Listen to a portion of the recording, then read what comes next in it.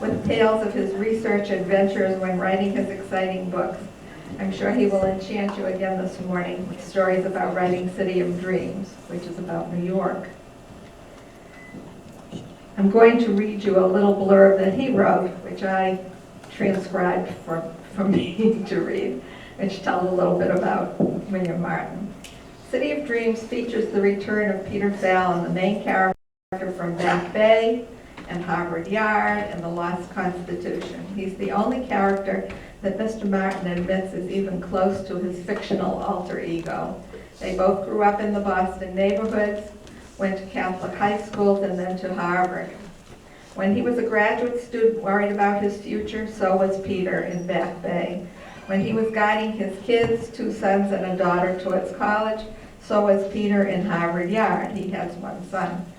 And now the kids have all moved off, so Peter and William can indulge in a little more travel, serve on the boards of a few more Boston institutions, watch a few more ball games, drink a few new wines, or better yet, a few old ones, and spend a little more time staying in shape. Peter rows a scull every other day. Mr. Martin runs 4 miles, hikes when he can find a trail that leads to a good mountain view, or plays a bit of golf when he can find the time. Of course, the parallels aren't perfect. Peter is divorced and back with his old girlfriend, Evangeline. Mr. Martin has been married to the same woman for 35 years. And fictional characters don't have to age as fast as the rest of us. So Peter is staying in his 40s, but Bill is not. And while Peter gets into plenty of trouble when he goes in search of another treasure, Mr. Martin contents himself with writing about the treasures and the trouble too. Please welcome William Martin.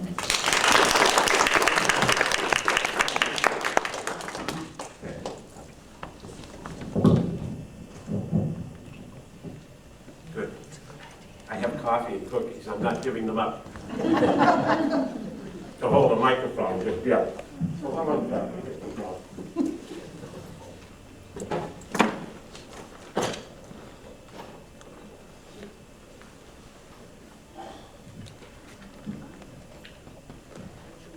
I feel like Captain Kangaroo reaching into my pockets, I think. Well, I have to tell you that the doctor called me today and said you have torn cartilage in your knee. So I won't be running those 4 miles every other day for a while. I'll be eating a lot of cookies now.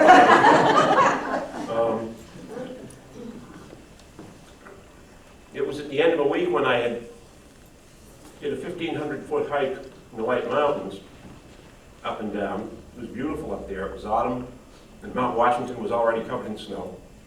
Then on Tuesday, I ran 4 miles. And on Friday, I ran a mile, and my knee started to hurt. And I said, maybe I would just walk back to the car. But it started feeling better, so I ran back to the car. And by the time I got back to the car, I was feeling so good that I kept running. So I did my 4 miles. Next day I woke up and my leg was really hurting. But it felt better when I was up walking around. So my wife said, do you want to cancel the hike we have planned for today? I said, no. We drove off to a place, Mount Wautakit, in the middle of Massachusetts. It was a 1,000-foot hike, beautiful view. And my leg was really hurting by the time that was over. And the lesson here is that when you finally reach the age of 60, you'd better start listening to your body, because it's trying to tell you something. When the knee puffs up and you have to go to Nebraska on Wednesday, and it's Sunday afternoon, and you're saying, I don't think I could walk through the Chicago airport like this. Fortunately, we were able to get the swelling down with anti-inflammatories, and it seems as if the leg is probably just going to need a cortisone shot. My doctor just called me a little while ago. I was very happy. He said, we like to avoid surgery. I think this one will just work with a cortisone shot. So that's my hiking and running story. But I have another hiking story. It goes back to the stories of Peter Fallon. Since Peter is the subject here, who is Peter Fallon? Is he me? Well, not really. Most fictional characters that you create. Can you all hear me well? Let me move this over now. Yes. Okay. Better? Most fictional characters that you create have some element of yourself in them, but not all fictional characters are saying the things that you may believe. A lot of times, one of the things that you try to remind yourself is to give your villains the best arguments, give your opposition the best position to hold, just to create a story that's going to be strong and challenging for your main characters. Anyway, Peter Fallon, I hope will be getting more and more attention over the next 6 to 12 months, because last week we optioned City of Dreams to ABC, and it is now in development as a series for next year. So if we leap the next 2 hurdles in the development process, you may be seeing City of Dreams, the whole novel, in fact, covering a whole season starting in the fall of 2011. And so there'll be lots of discussion as to what Peter looks like. Does he look like me? Not really. He's never been described particularly to look like me. Does he act like me? Well, sometimes. Does he think like me? Well, sometimes. And does he like to hike and do those things? Well, he probably does. And the reason that he probably does is that when he was being born, I liked to hike. Peter was born in Back Bay. You remember perhaps that novel, a novel about the history of Boston. A novel that in 1980 was considered quite unique because it was about a lost artifact and a smart young guy who goes chasing after that lost artifact. Peter was in graduate school, I was in graduate school. Peter was trying to prove something to his father, and I was trying to prove something to mine in searching for that lost Paul Revere treasure. And when I got the deal to write that book, after lots of movie producers had said to me, you know the way you write, and when they say that to you, grab your hat because you're on your way out of the office. I was in Hollywood at the time trying to write my way into the movie business. The way you write, you ought to write a novel. And so I had decided that I would. And I wrote an outline for Back Bay, the story of the lost Paul Revere tea set, and a character by the name of Horace Taylor Pratt, who steals that tea set from the White House on the night that the British burn Washington and smuggles it back to Boston, where it may or may not have sunk into the landfill and been covered over by the city. You have to read the book to find out. And I started writing it, having been paid or promised the princely sum of $7,500 for what would be about 2 years worth of work. And let me tell you, even in 1978, that wasn't a lot of money for 2 years of work. I had the assumption, however, that it would do very well, that it would become a bestseller, that we would have a very nice paperback sale. These things I call aspects of the arrogance of naivete. It's something that every young person who goes into any of the arts, whether it's sculpture or painting or one of the more highly competitive and backstabbing arts like the movie business, needs to have. Don't tell me the odds. Anyone that wants to write a novel has to have the arrogance of naivete. They have to know that it's going to somehow be different for them. And I believe that it would be different for me. And so I sat down with Peter Fallon and started writing that story of Peter and Pratt and the lost Paul Revere tea set. And my wife and I were living in Los Angeles at the time, and late one Sunday afternoon, while I was trying to get away from the work for a while, we went on a hike. I had figured out very quickly that the process of writing is about the process of simply putting your rear end in a chair and writing sentences, nailing them down, and pretty soon, once you've nailed down a lot of sentences, you'll have yourself a paragraph. And if you nail down enough paragraphs, you'll have yourself a page. And pretty soon, you'll have 3 pages and 4 pages. The process, the creative process, is 10% inspiration and about 90% perspiration. And I figured that out very early on.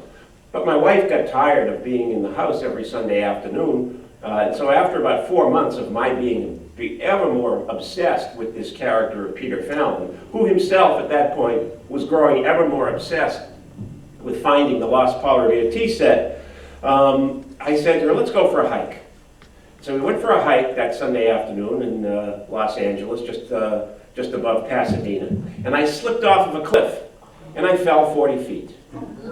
And I will spare you all the details of the broken bones and such, except to say that I woke up a short time later, and in the intensive care of the Methodist Hospital of Southern California, and I looked at my wrists, and I saw that both of my hands were in casts. I had broken both my wrists.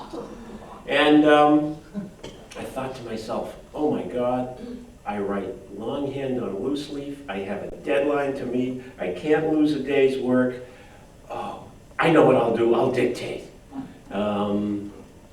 Little did I know that out in the emergency room at that point, the doctors were telling my wife that because of the massive blood loss that I had suffered and the speed with which I had been rushed to anesthesia, there was some concern that I might have suffered some brain damage.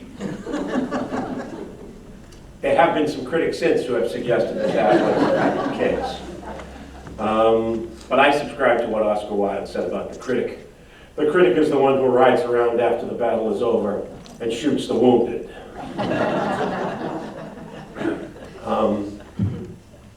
And my wife by that time had grown as obsessed about the character as I had. She walked into me, leaned over me, said, "How are you?" I said, "I'm pretty good." Then she leaned closer and she said, "Who is Horace Taylor Pratt?" And I was too groggy to ask her what the hell kind of a stupid question that was. I said, "Well, he's the main character in Back Bay." And she said, "Oh, thank God." And then I said, "Furthermore, I write longhand on loose leaf. I have to keep working. I'm going to dictate. Bring me in a tape recorder tomorrow. If Sidney Sheldon can do it, so can I." And so the next day they brought me in a tape recorder, put the tape recorder on the table next to me, and I manipulated the buttons. I satisfied myself that I could use them and that I could dictate. Except that a little while later, the oral surgeon came in, and he said, "Open your mouth." And I opened my mouth, and he took my upper jaw and slid it back and forth like a loose dental plate. And he said, "You have a broken jaw." And they wired my mouth shut, and I didn't eat, let alone dictate, for the next 6 weeks. So, when you wonder why Peter Fallon appears to be so obsessed, and increasingly obsessed, as Back Bay unfolds, to find that tea set, you'll understand that I was obsessed about writing about him, and then, as soon as I got out of that hospital, I was obsessed about, despite the fact that I had had major internal injuries and everything else, dragging myself back to that desk to keep writing. And I got an electric typewriter, and I taught myself, I had never written on a typewriter before, I'd always written longhand. I taught myself to write on the typewriter, and I finished that book. And I have found ever since that one of the ways to help yourself recover from anything, from disappointment, from grief, from an injury, is to get focused on those characters and that plot, and keep your head down for about 6 or 8 hours a day, and live in that other world that I create for myself when I write good fiction, or when I write fiction. We'll leave others to determine whether it's good or not. When I write fiction, or when others read that fiction. It's one of the great gifts that a good novel brings to you, is a time of not only of escape, of intellectual involvement, and also a time when you can live through other lives and see other people enduring hardships. It's one of the reasons that I like to write historical fiction, particularly. Why all of my books, even the Peter Fallon Buried Treasure novels, all carry a large component of history in them. Because if they can endure what they endured, we can endure whatever gets thrown our way. Now, Peter disappeared from the scene after Back Bay for about 20 years. I wrote several other novels, a thriller called Nerve Endings, a historical suspense novel called The Rising of the Moon about Boston and Ireland in the weeks before the Easter Rebellion. That book, by the way, will be republished by Tor Forge probably in about a year and a half, or right around the time that my next novel comes out. Then I did Cape Cod, which is over there, available at a bookstore near you. Cape Cod, Annapolis, novel about the history of the Navy, which has recently been republished. Citizen Washington, which will be republished on July 1st of this coming year. And then I said to myself, what should I write next? And my agent and I landed on the idea of writing about the history of Harvard, the history of America's oldest corporation. It's the only novel you'll ever read that drops you down on a little crossroads it's the only novel that you'll ever read that begins with Shakespeare, that puts you through the Great Plague of London, that then drops you down at a little crossroads called Cambridge, Massachusetts, as 9 young students enter a one-room schoolhouse that will later grow into Harvard College, then has you in the midst of King Philip's War, the Salem witch trials, puts you in Harvard Square on the night that the British Army marches through on April 19th, 1775, has you in the Divinity School when Ralph Waldo Emerson makes his famous Divinity School speech, puts you in the cornfields at Antietam on the bloodiest day in American history, has you in downtown Boston when the city erupts in flames and everything burns from Washington Street to the water, puts you on the deck of the Titanic, the desert floor at Los Alamos in 1945, and Harvard Yard when the students rebel in 1969, and has it all make sense. That one, by the way, is available at a bookstore near you.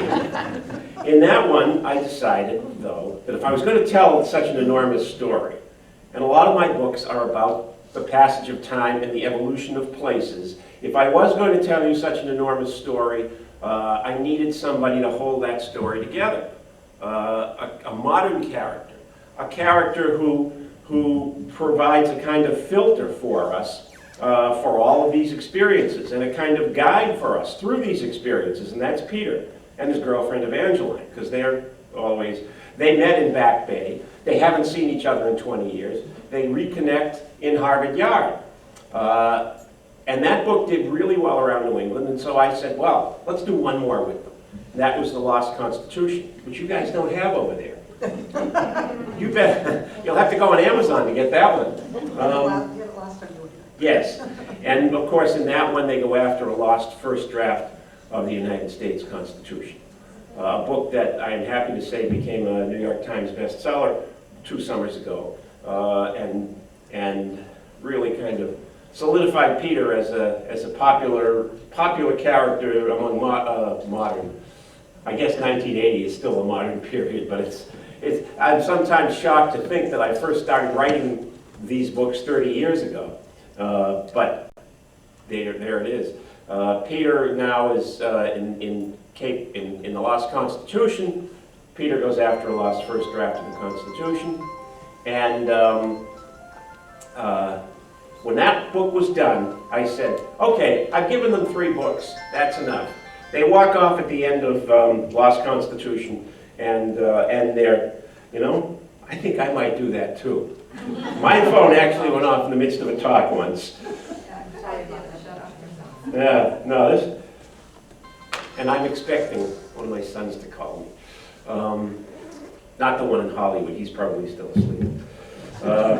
Although it is 8 o'clock almost out there. So I thought I was done with Peter Fallon at the end of The Lost Constitution. My agent and I had decided that I would write something completely different. It's the story of the female Spartacus. It's the story of the rebellion of the Celts against the Romans in the 1st century AD. It's called The Celtic Queen. I spent 7 months writing an outline for it. I may have even told you all about it the last time I was here. And I submitted it to my publisher, I think about 2 years ago, 3, whatever it was. I submitted it to the publisher, and the publisher came back to me and said, we have some good news and some bad news. The good news, no, bad news is, we don't think we want this Celtic Queen book. But the good news is, we want 2 more Peter Fallon books. And we'll give you a raise. To which I said, yes, sir. Because in this business, when they get enthusiastic about something, you want to follow that enthusiasm. They then added one more bad part to the good news, making it the good bad news, or the bad good news. And that was that they wanted each of these books in 18 months. And so I said, 18 months?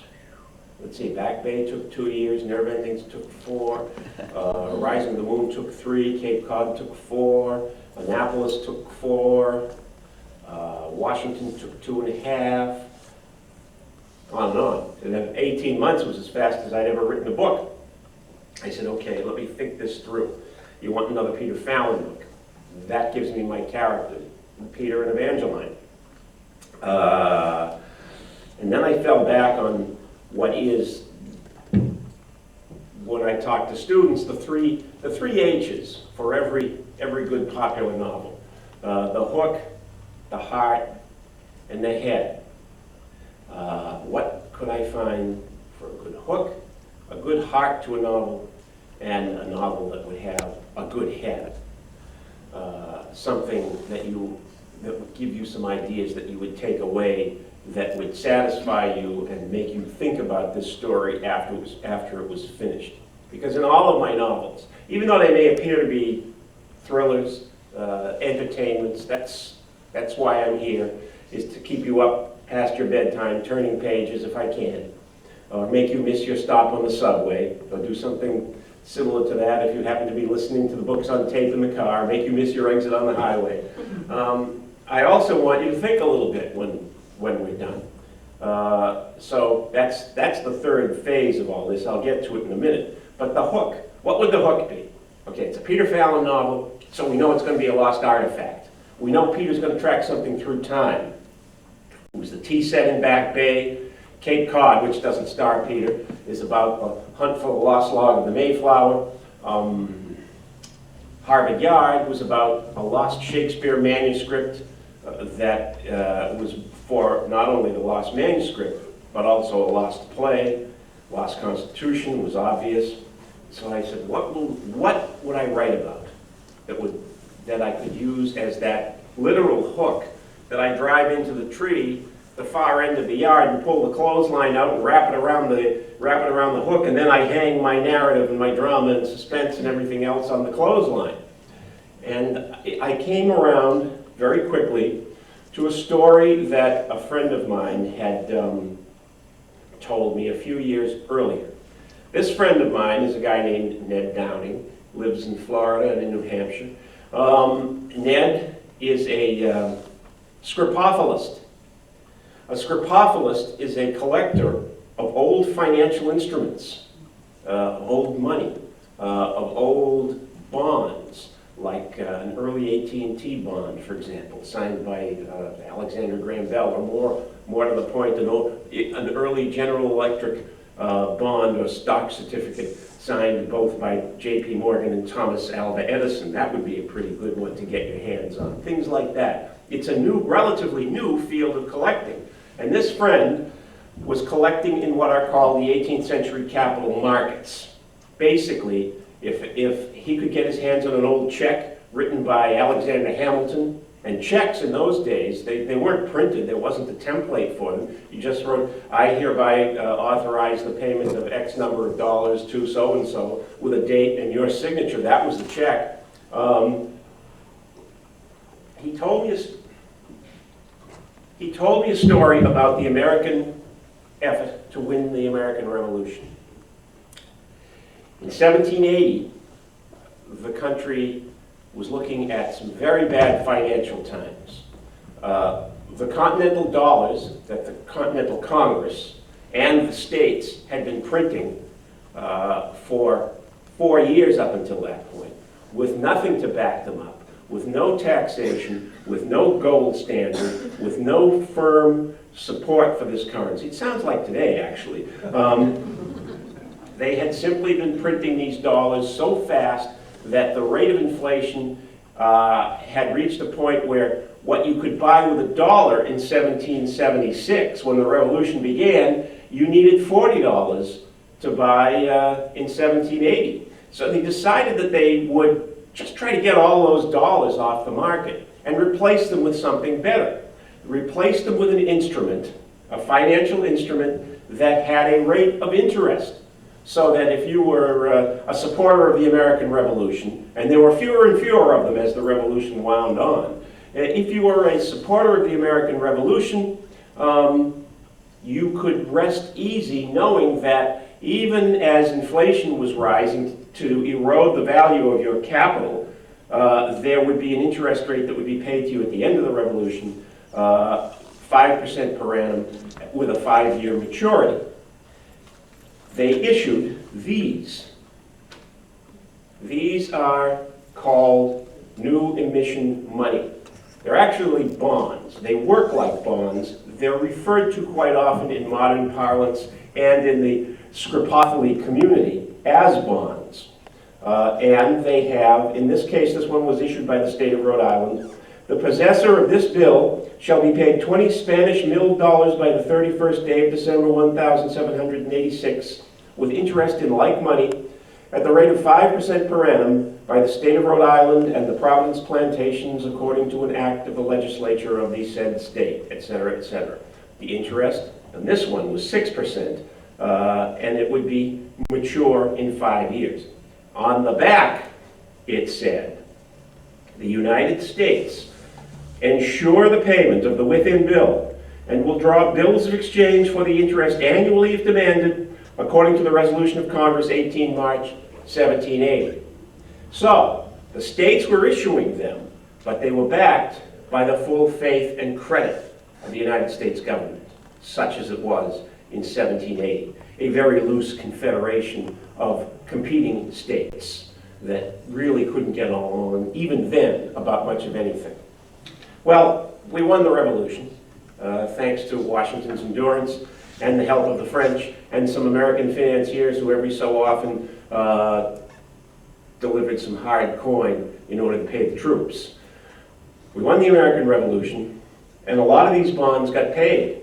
A lot of them, however, didn't, for one reason or another. In some instances, as no doubt in the instance of a Rhode Island bond, the bondholder would go to the state and say, could you redeem this? And they'd say, oh, no, no, no. And Rhode Island was very bad at this. This is where the name Rogue Island comes from, the way that they handled their finances after the American Revolution. Oh, no, no, no. You need to go to the federal government. See, the federal government backs this one, or it wasn't called, the Confederation government backs this one. So they would go to the Confederation government, and the Confederation government would say, no, no, no. The first responsibility is from the people of the states themselves. So you go back to them.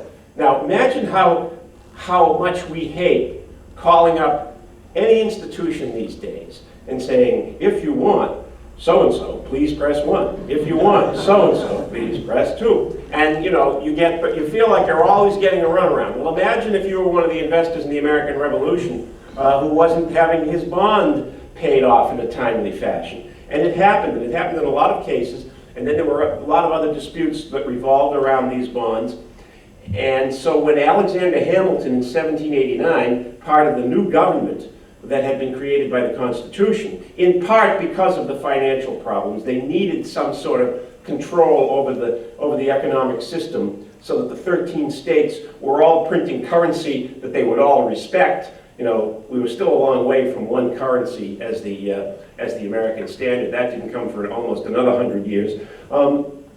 Alexander Hamilton, in writing his report on public credit, which forms the basis of the American financial system, said that these bonds, even though many of them had not yet been cashed, were a debt of honor and must be honored in perpetuity.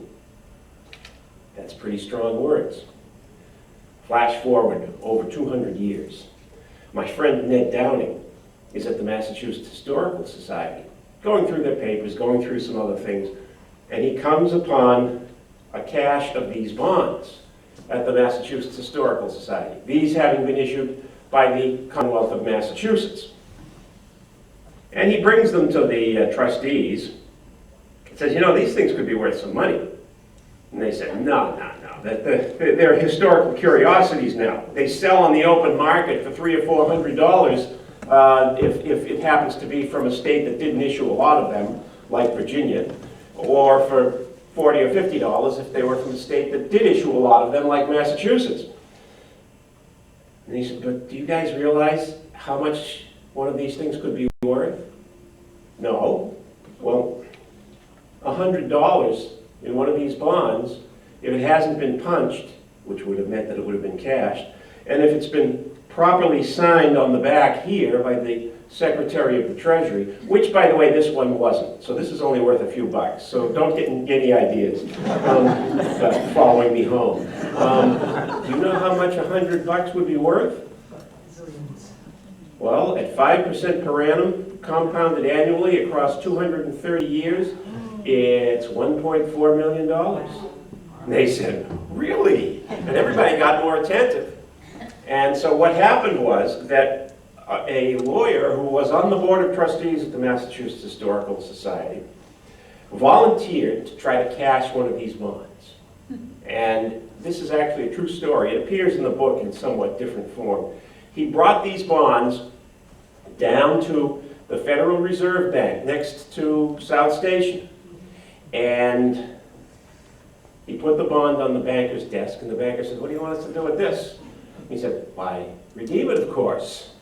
And the guy said, and on what basis? And the lawyer reached into his pocket and pulled out his pocket copy of the United States Constitution and flipped to Article 6 and read, all debts entered hereunto by any previous incarnation of this government shall be considered as actionable debts against the United States government as presently constituted. What that meant was all debts issued by the Confederation government would be backed by the full faith and credit of the new government. And the guy looked at it and said, let us get back to you on this. Well, they got back to them with a series of legal opinions that were simply designed to deny the claim, finally falling back on the old claim of sovereign immunity, which says that a government, if pushed far enough, can say no, because a government can determine who gets to sue them. That was what the final disposition was. They thought about pursuing the case, but they said, you know, this could take 10 lawyers, 10 years in order to push this one along. And I said, what a story this is. And so I said to my friend Ned Downing, I'm going to give you about 5 years to write this as a novel. I know you fantasize about writing a novel now and again. And then I'm going to write it. And when the 5 years were up, it happened to be right about that time when I needed a new Peter Fallon novel. And I said, well, I'm going to use that the story of the new emission bonds. He said, I'll help you with it. And he gave me a lot of advice and opinions and so forth, because in my new novel, City of Dreams, Peter Fallon goes after a box of these bonds, $20,000 worth of them, which today would be worth $7.4 billion. And, of course, in every good story, in every good thriller, and this is a thriller as well as a historical novel, there is a time lock, as my old writing professor at USC Film School used to call it. You know, there is something that's going to happen at a certain moment, so the clock is ticking in the story, and the character has to hit certain marks and find certain things before the clock stops ticking, and the narrative bomb goes off. So the Supreme Court is about to render their decision on, they've managed to get this case all the way to the Supreme Court, render their decision on these bonds. To see how that all turns out, you have to read the book. But that's the hook. Now, the heart of the book, that's the big I want. Every good story is about I want.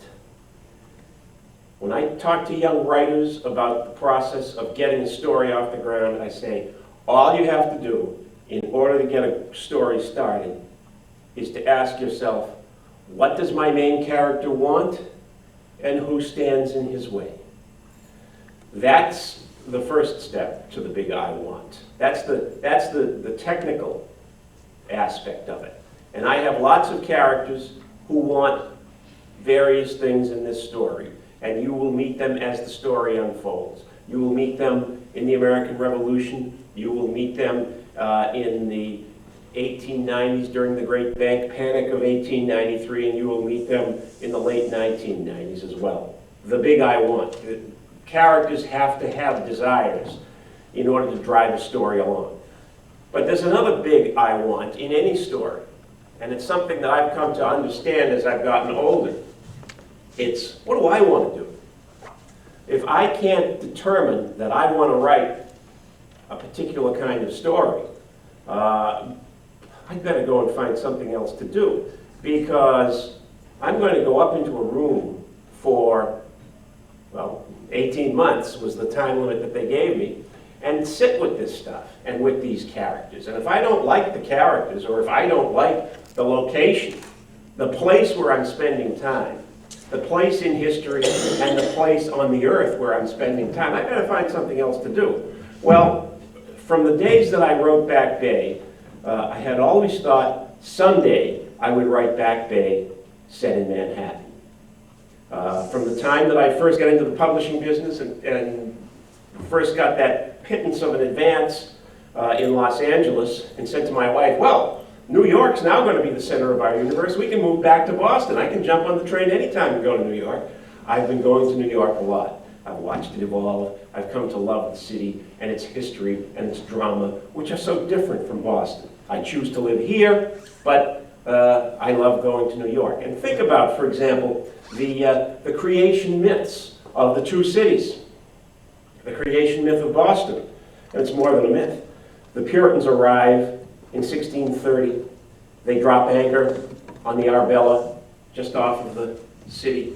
And John Winthrop, the leader of the congregation that has arrived, calls everyone together and delivers, literally on the ship, the famous City Upon a Hill sermon.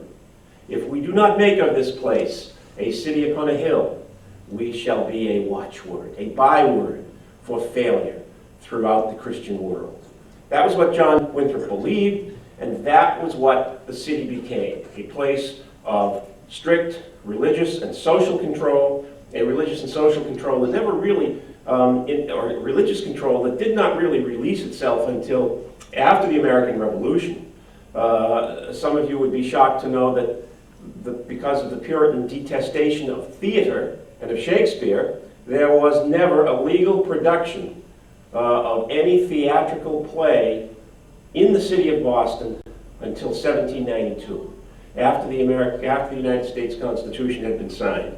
And it remained, even long after that, a place of social stratification as well, where, as people would tell you, for example, Joseph P. Kennedy, you could only rise so high here in this place, and then you had to pick up and go to New York, which is what he did when he moved his family to Bronxville in about 1920, after he had pretty much conquered the banking community of Boston. He headed off to New York. Compare that to the creation myth of New York. The Dutch arrive. They walk up onto Manhattan Island. They look around. They say, wow, look at that river. That river must go all the way up into the heart of the continent. Imagine what it can bring down to us. And look at this deep harbor. And then, wait, here come the Indians. Quick, bring up the beads. Maybe we can do a deal here. New York is born in commerce. And New York evolves as a commercial center.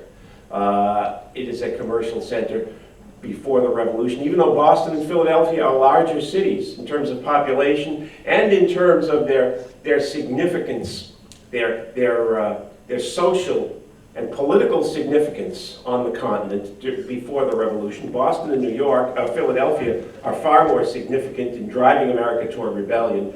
New York, of the three cities, was the one that was the most filled with loyalists. And nevertheless, New York was then the keyhole of the continent. It was occupied after being occupied by the Americans, and there are several battles that surround Manhattan Island during the Revolution, some of which are in the new book.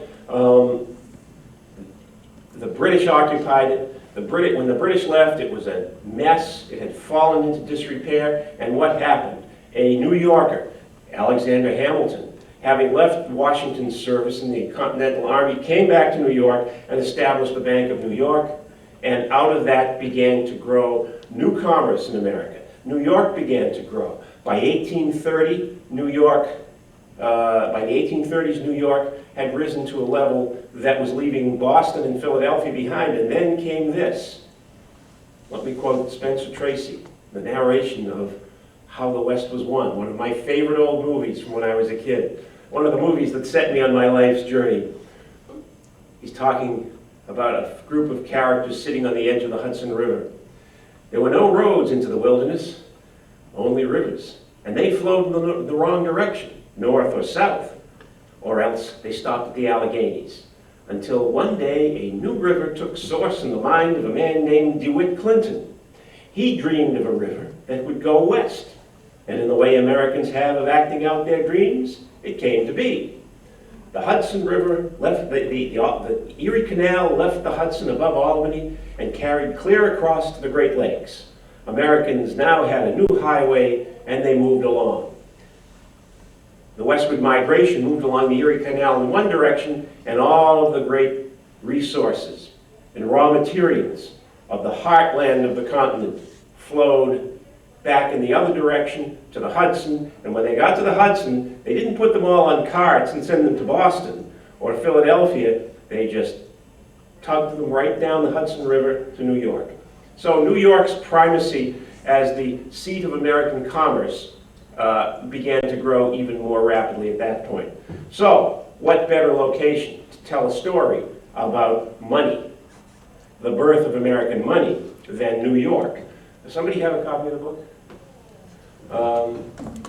There's a passage in the book toward I don't even, amazingly enough, I don't have this book memorized. Although occasionally I will memorize a line from one of my books. Like today, you know, I'm on Facebook. Everybody's on Facebook now. I don't tweet. Looking out at this audience, I bet none of you tweet either. Gee whiz. Do you tweet? They go your sales. No. Well, we all grew up in a time when a pen and a piece of paper was a perfectly efficient way to communicate. And, oh, okay. Do you tweet? No. No, okay. My sister and I write letters to each other. Oh, through good. the real mail. Through the snail mail? Snail mail. Right. Do you email? Yes, I do. I email her husband. Okay. Well, that's okay, because email is now kind of passé according to a lot of these kids. But anyway, I did remember something today I posted from a line from Citizen Washington. It was a line in which a slave is talking about November. You know, you just want to put stuff out there that people will think about. And it said, and now November had come. November don't just bring down the cold and the rain, it brings down the dark too. You don't need no British army to be chasing you when it's not, you don't need a British army to make you feel bad when it's November. November will make you feel bad just by being what it is. And of course, my point to that, posting that little quote was, okay, when it gets kind of gloomy in November and it's raining and so forth, think of how much worse it would be if you were with Washington's army staggering across the New Jersey plain in November of 1776, and the rain's coming down, and the guys are deserting, and it's getting gloomier and gloomier, and every morning you wake up and there are fewer and fewer of you. And if you look over the next hill, there's Lord Cornwallis with his army of 5,000 men, and the drums are beating, and they're marching steadily after you, and they're going to kill you when they get a hold of you. If you can live, if you feel like you're depressed about November of 2010, think about November of 1776. That was the point. But in this book, at one point, Peter and Evangeline are in a room with a character. It's in the Flatiron Building. He's an important character who's about to give them a speech that kind of encapsulates some of the things that I was trying to write about in this book about New York City. Mr. McGee, the lawyer, says to them, "Boston is history, Washington is power, LA is entertainment, but New York is the center of the universe. And that intersection below us, where the two greatest streets in the world meet, Fifth Avenue and Broadway, is the center of the center." Evangeline, Peter said, "Mr. McGee, I know and love a lot of New Yorkers, but you are the most provincial people in the world." Evangeline rolled her eyes. She'd heard this one before, but McGee hadn't. "How can you say that the people who live in the most cosmopolitan place on earth are the most provincial?" "Well," said Peter, "because New Yorkers really believe that they live in the center of the universe. But the center isn't real, it's an idea. And in America, it's a lot of ideas." McGee didn't miss a beat. "And what brings ideas to life, Mr. Fallon? Money. And Manhattan is money, plain and simple. It's money growing, money spent, money divided to double and divide again. Money tucked and trimmed and shaved so the penny made on a bid-ask trade is multiplied mathematically, then exponentially, and then again until it's grown into a fortune. It's money from all across the country, from all across the world. Money that comes here to work for all those American ideas. Money matters, Mr. Fallon. It always has, and it always will." Peter laughed. "I know an old Boston bond trader who says that when you send your money to New York, nobody cares. It's just more money to run the gas machine, more gas to run the greed machine." Well, he's wrong, Mr. Fallon. Money's the gas, but it's also the grease, the oil, the fine lubricant, without which nothing else works. Every big idea, every invention, every advance in science, art, and the way we live, it's all needed money to turn it from an idea into a reality. When Edison invented the electric light, the illumination of the great cities was just a dream. It wasn't until he met J.P. Morgan and Morgan's Money that they formed General Electric and lit Lower Manhattan. Now the whole world glows at night. Why? Because of Edison. Because of money. That's why New York is the center of the universe, because we use money to fashion reality out of ideas. And that's sort of the subtext. That's why I wanted to write this book. That was, for me, the heart of it, was to write about money in the place where commerce in America was born. In fact, that's why the book begins on the Bowling Green, right at the tip of Manhattan, because that was where the Dutch first had their cattle market and first did business, right there at the tip of New York City. But what's the head of this story? What's the big idea that you take away from it when it's over? You know, when you're finished reading Harvard Yard, you can look back at it and say the growth of this institution from a small Puritan seminary on the Charles to the large and complex institution of today mirrors the literal evolution of America from a pre-revolutionary theocracy to the large, complex nation that it is today. And similarly, in this book, the idea that I wanted you to take away with you was something that Alexander Hamilton said at the beginning. And he says in the book, Jefferson didn't agree with him, but Jefferson didn't agree with a lot of things that turned out to be accurate and correct. Alexander Hamilton said, "A national debt is a national asset if handled properly."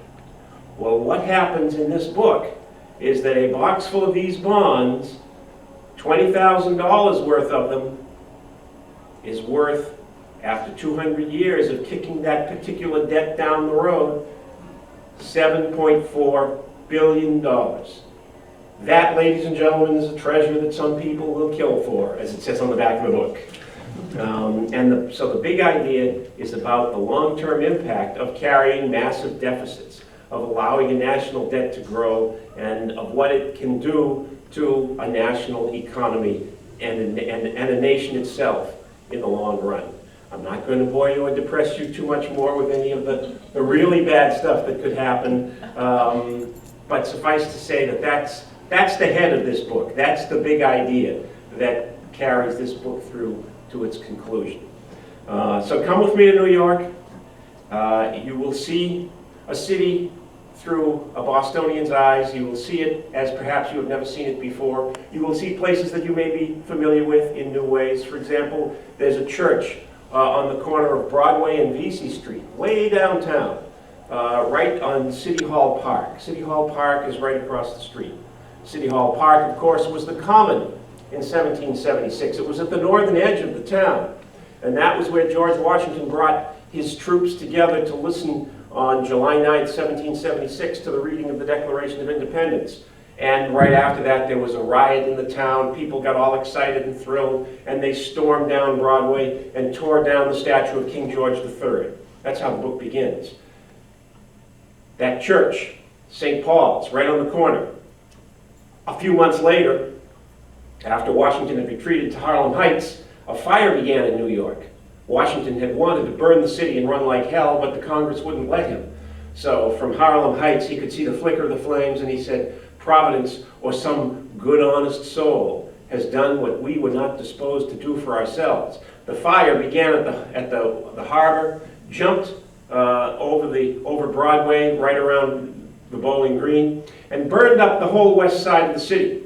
It burned up that whole west side, but when it got to St. Paul's, and destroyed Trinity Church as well, but as it approached St. Paul's Chapel, the people who lived around St. Paul's came out to rescue it. Most of the people who lived around St. Paul's were prostitutes and their customers. Vesey Street and Church Street behind it were the red light district of New York.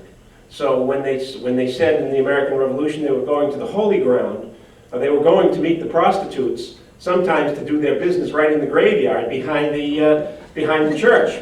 But they all came out that night, they formed a bucket brigade, they poured water onto the roof of that church, and it survived the fire. Nothing else on the west side survived. Nothing but blackened ruins. And they stayed that way through the rest of the Revolution. In fact, when Washington took the oath of office to be president, he worshiped in that church because there was no other church there to worship in. Flash forward to 2001. Now, directly behind that church is not some ramshackle houses of prostitution and the wharves of Manhattan. The World Trade Center stands there now. And when the buildings came down, they came down directly onto that church. There are photographs of that great concrete avalanche and of the clouds of dust and of the spire of St. Paul's sticking up through the clouds of dust. The church, nevertheless, except for one broken window, survived that as well. As Peter Fallon says early in the book, this is a place that is one of the true touchstones of American history. It has survived two of the greatest calamities that have touched New York or the nation. So come with me to see that New York. Come with me to see the New York that all of you, or many of you, may carry in your minds, even though you don't know it. My uncle, who was a priest, used to talk about the mystical idea of genetic memory. We all carry in our minds somewhere back in our genes the memories of our ancestors. So it is that I, somewhere back in my genes, carry in my mind the memories of my grandmother coming from Lithuania, probably about 1903, on a ship. And it comes through the Verrazano Narrows and approaches Ellis Island. And she comes out onto the deck and looks up at the Statue of Liberty, and she says, "Who is that?" And someone says, "That's Columbus, holding up a loaf of bread." For them, it was the city of dreams, even if they did come on here to Boston. Come with me also to New York, and you will see one more thing that you thought you would never see. At one point in the novel, Peter is being chased through Central Park by the bad guys. He knows he's got to do something to get away. He says, what I really need is a disguise. And so he stops a little souvenir truck that's coming by, and he buys something, and he puts it on. Thank you all for listening.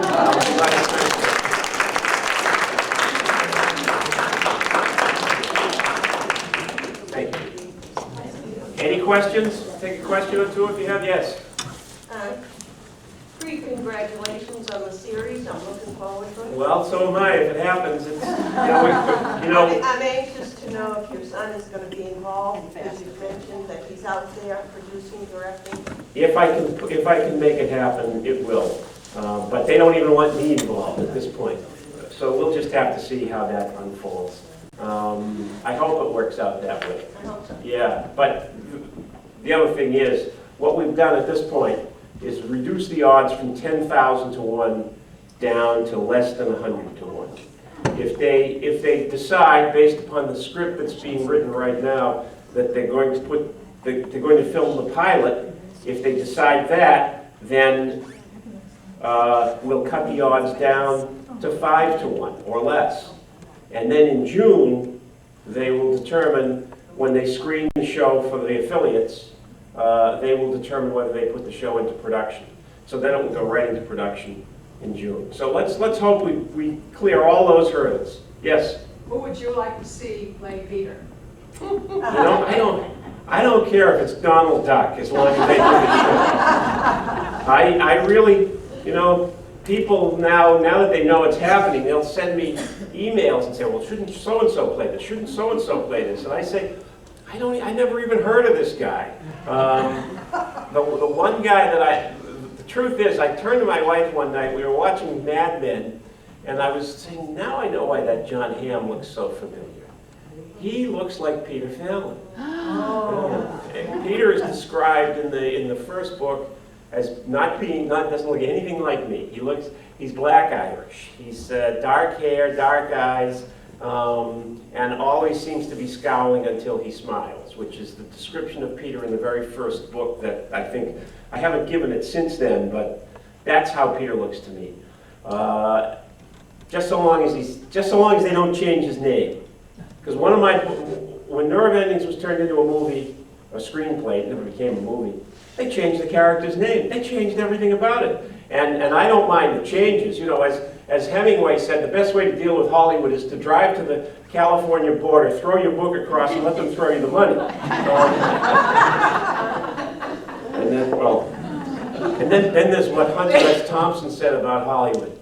He called it a cruel and shallow money trench, where pimps and thieves run free and good men die like dogs. And then there's the bad part. So, what else? And that, by the way, is a quote I've given to my son too. So I'll just be happy with, as long as they keep the characters' names and I get my credit on the screen. Even if they change the title, they'll say based upon this novel. And then, if that all works out and they're looking for another good idea, they'll perhaps come back to me for one of the other books as well. They've told me, however, that they're changing Evangeline from being his old girlfriend at the beginning to being a competitor, which is fine. I can see them doing that. That makes sense at the beginning of a series. Yes? Why did you choose the name Fallon? I lived in Roslindale when I was growing up, right around this corner from Fallon Field. And I wanted, and that's on one level, but I wanted Peter Fallon to have an Irish name, but I didn't want him to have another O'Shaughnessy name or O'Flynn or one of the. I didn't want him to have a name that screamed Irish. I just wanted him to have a name that said Irish heritage. And Fallon, I liked the name, and so there it was. And he's still called that after all these years. Yes? What about your idea for Celtic Queen? Will that happen someday? God willing, yes it will. I'd like, maybe after the one I'm writing now, they'll let me write that. Okay. The one I'm writing now is terrific. Do you have a title On for it? April 14th, 1865, Abraham Lincoln wrote this letter. Dear Lieutenant Hutchinson, considering that our efforts have finally come to a positive conclusion, I would like to ask you to give back to me what it was that I placed into your hands 3 years ago. Signed, Abraham Lincoln. Then he went to the theater. That's how the book begins. So you get Peter goes to Washington, and you get nothing but Washington and the Civil War, and Lincoln, and a bunch of people whose lives come into contact with Lincoln's. That'd be pretty good. The Lincoln Letter, it's called. Oh, the Lincoln letter. And if we can publish it planning to publish it on President's Day of 2012. And I'd like to have it finished in time to, if this series goes and it gets picked up, maybe we can move to the Lincoln Letter after we've done City of Dreams. So, I'd be glad to sign some books and answer any more questions, and thank you all for coming. Next Christmas present